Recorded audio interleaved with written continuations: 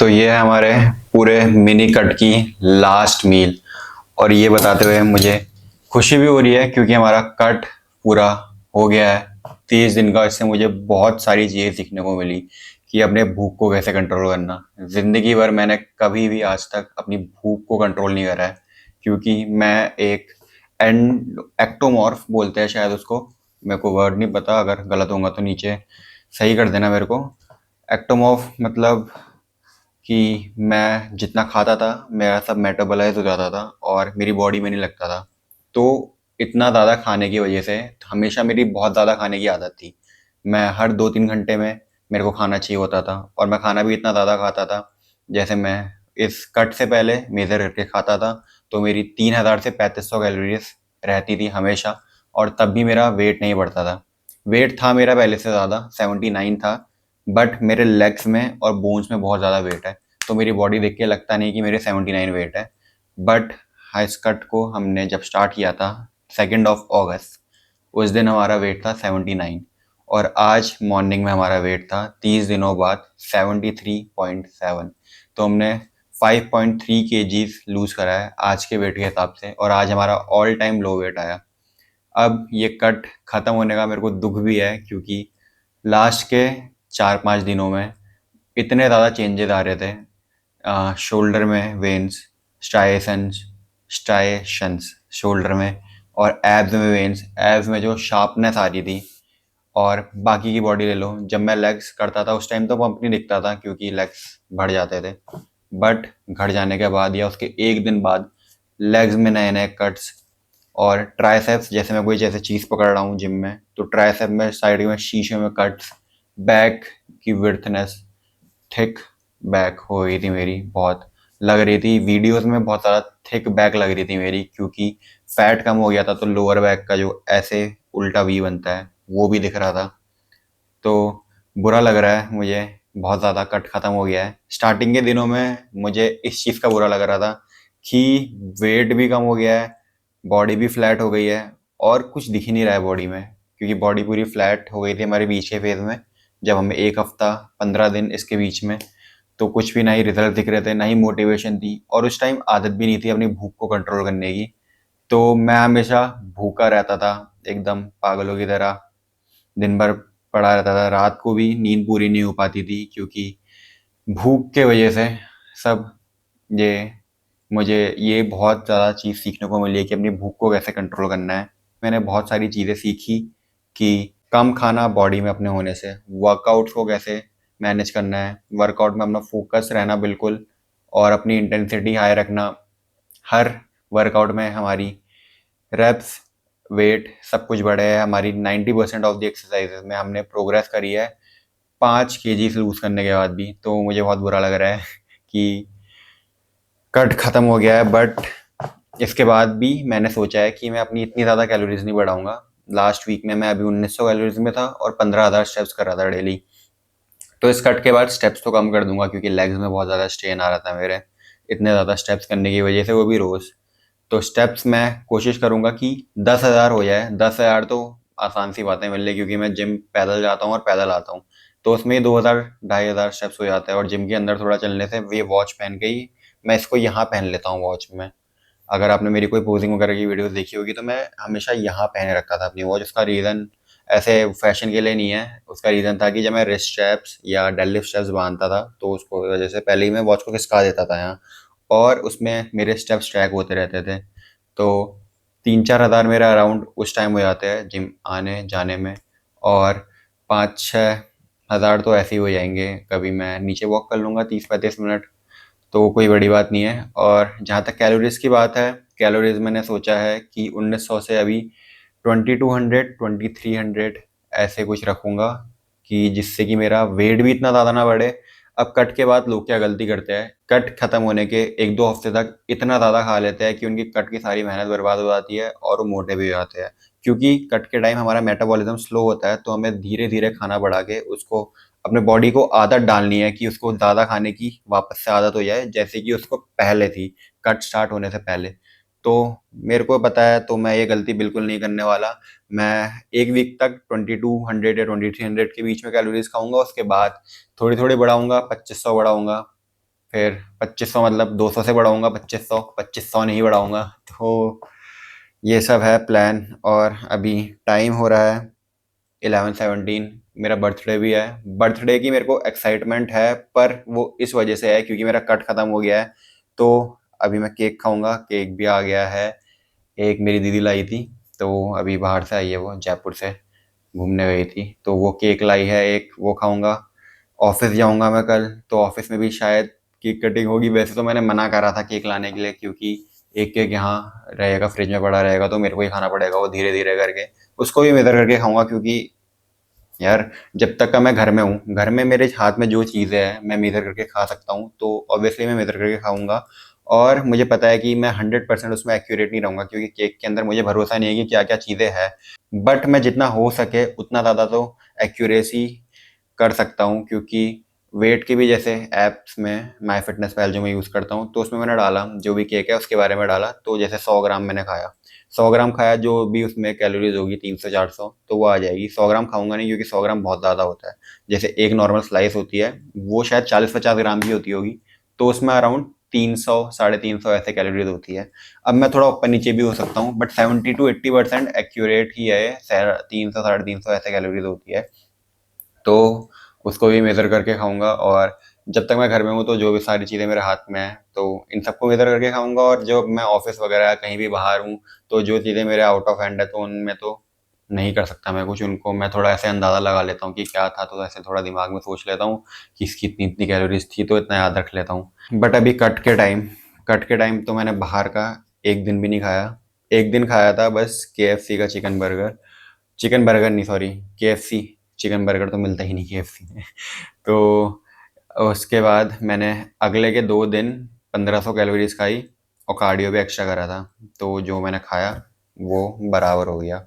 But अगर मैं अभी लास्ट के 1-2 दिन खाता, तो बराबर करने का मेरे पे टाइम ही नहीं रहता, क्योंकि मैं अभी कल या आज खाता, तो मैं किस दिन उसको कैलोरीज कम करता और किस दिन कार्डियो करता, क्योंकि आज ही तो लास्ट है। तो इससे पहले मैंने एक बार चीट करा था बस बाहर के खाने में, और कभी कभी कैलोरीज मेरी ज़्यादा हो जाती थी। जैसे जिस दिन ऑफिस गया था, तो उस दिन मैंने थोड़ी ज़्यादा कैलोरीज खा ली थी, 2200 या 2300, क्योंकि वहाँ थोड़ी ज़्यादा भूख लगती थी और लाते थे साथ वाले खाना, तो उसमें भी मैं थोड़ा थोड़ा खा लेता था। बट वही करा मैंने कि उसके बाद मैंने अपने के आगे के दिन में या तो स्टेप्स बढ़ा दिए, कार्डियो को बढ़ा दिया, और अपनी थोड़ी कैलोरीज भी कम कर ली, 100 से 200, तो इसको मैं ऊपर नीचे कर रहा था। अभी इसको खाते हैं, फिर अपनी लास्ट मील एंजॉय करते हैं। बातें बहुत होगी, भूख लग रही थी मेरे को, आज संडे को भी मेरा ऑफिस था, तो अपनी लास्ट मील एंजॉय करते हैं और इस कट को यहीं ख़त्म करते हैं।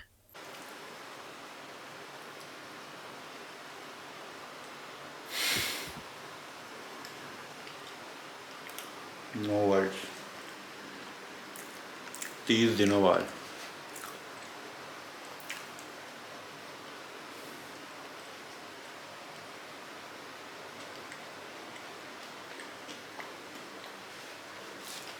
फिजिक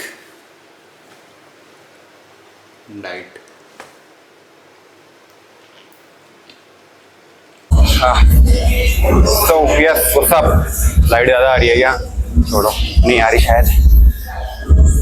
हाँ, तो क्या कह रहा था मैं, कट हमारा हो गया है ख़त्म। अभी 2 दिन भी पास हो गए हैं, और हमारा बॉडी वेट थोड़ा सा बढ़ गया है, क्योंकि मैंने थोड़ा चीट वगैरह करा था, इतने दिन से खाया नहीं था, बहुत सारी चीज़ें खाई, नई नई चीज़ें।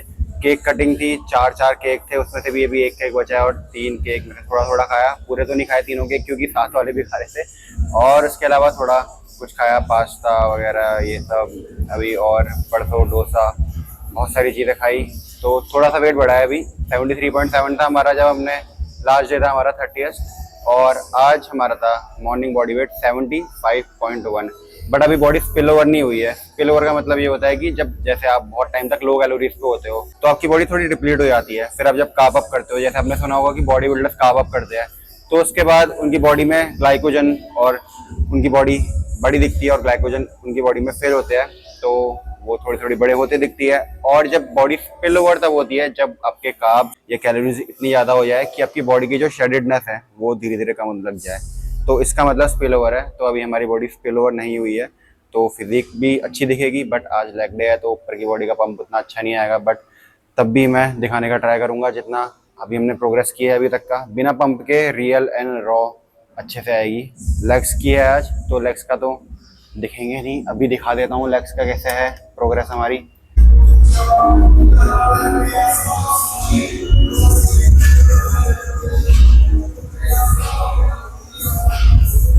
तो लेग्स अभी कुछ ऐसे दिख रहे हैं, अभी बहुत ज़्यादा लाइट आ रही है सामने से तो उसकी वजह से भी थोड़े कट्स अच्छे से डिफाइंड नहीं दिख रहे हैं। बट लेग्स में मुझे लगता है कि बहुत अच्छी प्रोग्रेस हुई है, क्योंकि लेग्स में मेरे साइज सबसे ज़्यादा है, तो उसके अकॉर्डिंग मैंने स्टार्टिंग से लास्ट तक का जो क्या बोलते हैं जर्नी थी हमारी, लेग्स में सबसे ज़्यादा इंप्रूवमेंट हुआ है ऑन द बेसिस ऑफ शेडेडनेस।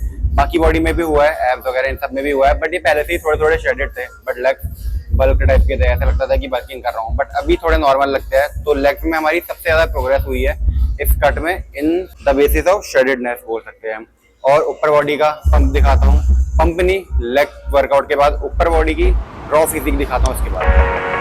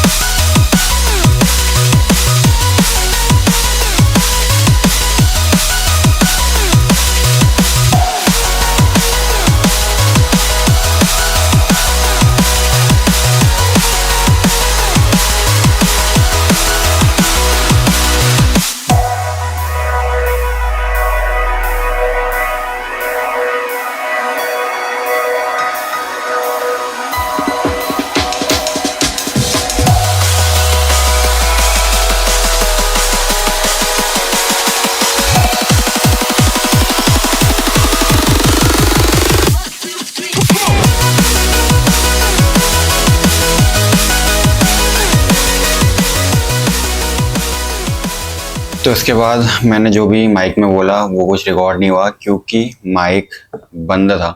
तो मैं ये बोल रहा था कि हमारी जो भी जर्नी हुई उसमें मेरे को फिज़िकल जो भी चेंजेस हुए उससे ज़्यादा मेंटली मेरे को चीज़ें सीखने को मिली कि अपनी भूख को कंट्रोल करना, और जब आपकी बॉडी में खाना कम हो तो उस टाइम पे जो भी चैलेंजेस फेस होते हैं तो उन चैलेंजेस से कैसे ओवरकम करना।